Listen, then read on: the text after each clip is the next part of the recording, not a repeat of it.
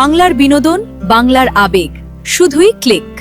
Download নাও। তুমি কি রান্নার মাসে পাল্টেছো? কেন? বলো না পাল্টেছো কিনা। হ্যাঁ, কিন্তু কেন? এই এক একটা খাবার মুখে দিচ্ছি আর আমার মায়ের কথা মনে পড়ছে। আমার মনে হচ্ছে যেন মা আমার কাছে কোথাও দাঁড়িয়ে আছে। রেখা, বিশ্বাস করো বাবা, আমার জন্মদিনে আমি যা যা খেতে ভালোবাসতাম সব দেখছি আমার খাবার টেবিলে। সেই এক খাবার, সেই এক স্বাদ। আজ সকালে তুই বাড়ি থেকে বেরিয়ে যাওয়ার পর এক ভদ্রমহিলা এলেন, খুব গরিব, বুঝতো? ভদ্রমহিলা আমার মা নয় তো?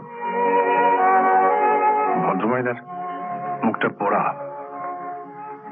ছেলেবেলা নাকি পুড়ে গিয়েছিল, তাই কাউকে মুখ দেখান না আর কারোর সঙ্গে কথাও বলেন না। সন্দেহ যখন হয়েছে গিয়ে দেখে আসতে পারো যে উনি তোমার মা কিনা। না না, উনি তবে অন্য কেউ হবেন, আমার মা নন।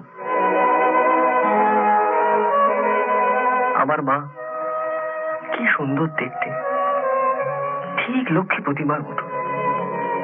পরনে থাকতো লাল পেড়ে শাড়ি, কপালে থাকতো লাল সিঁদুরের টিপ। আজ ও মায়ের মুখটা আমার চোখের সামনে ভাসে। এই হ্যাঁ? রেখা,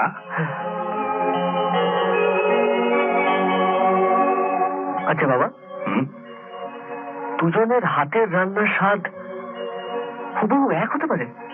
না হওয়ার কি আছে?